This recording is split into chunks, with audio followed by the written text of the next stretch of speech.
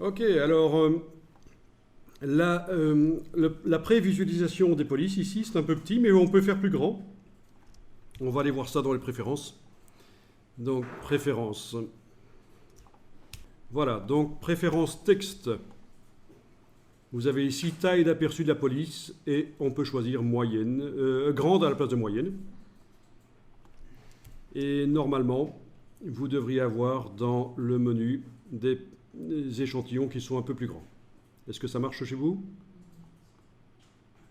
Il faudra peut-être relancer InDesign pour que ça se voit vraiment.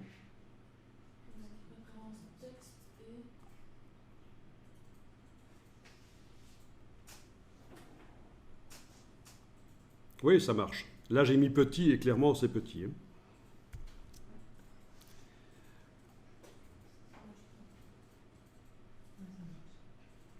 Voilà, donc je mets grande. OK. Et donc, j'ai des polices grandes dans le menu. C'est déjà pas mal d'avoir comme ça la prévisualisation possible.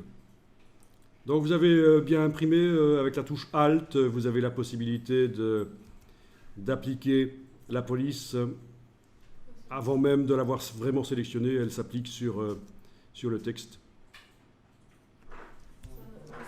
Donc c'est ça, les références historiques de la typo.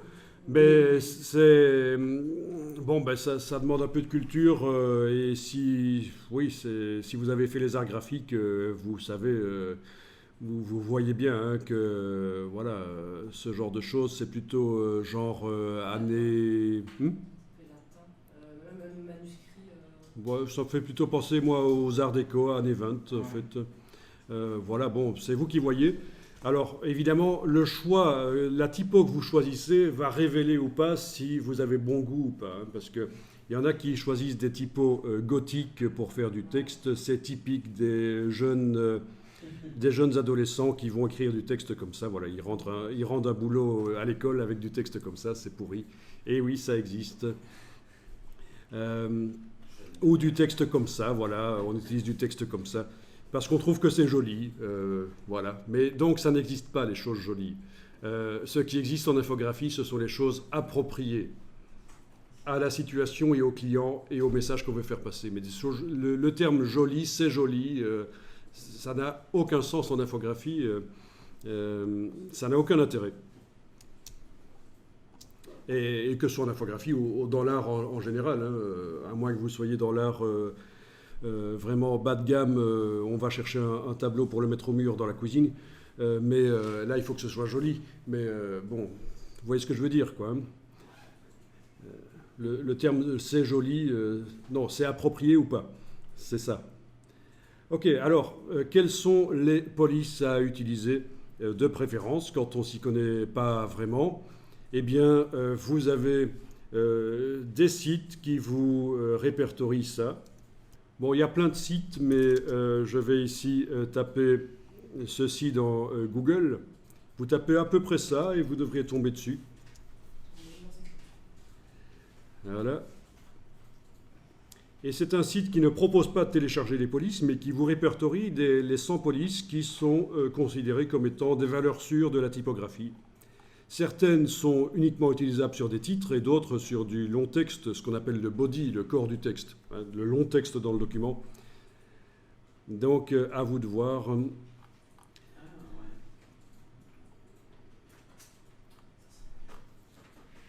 Oui, il y a aussi un petit historique sur la police.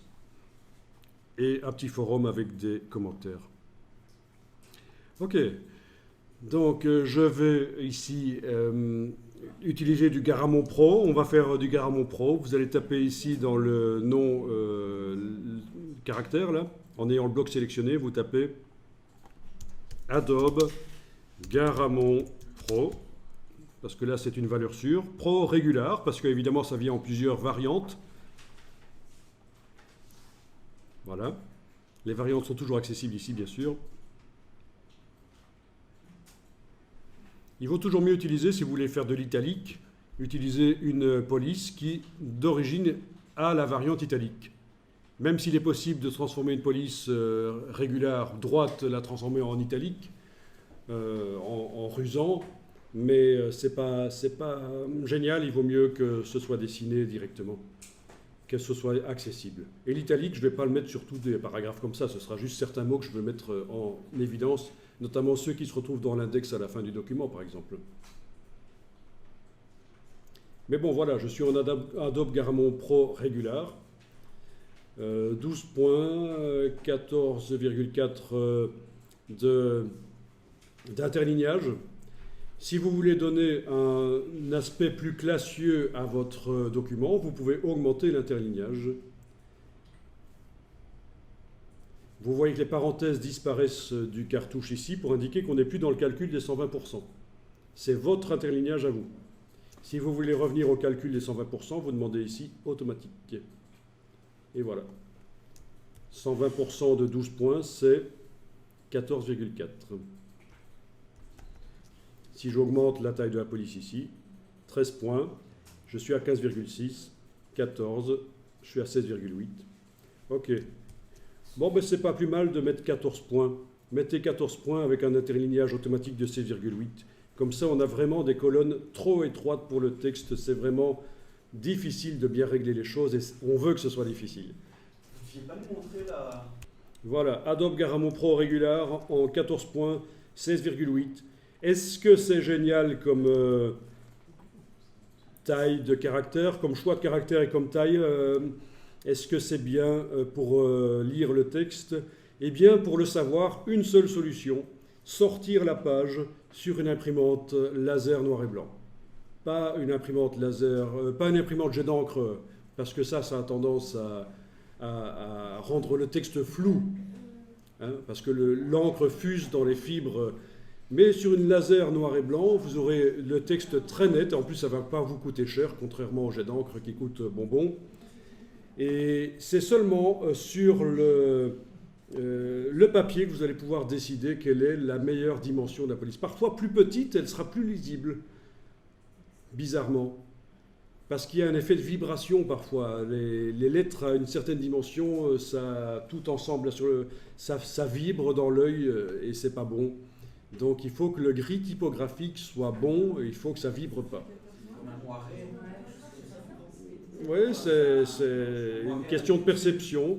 Donc il faut faire des tests. Avant de décider de faire tout un document, la première chose à faire, mettez sur une page, sortez les pages avec les polices à différentes dimensions et décidez quel est le mieux.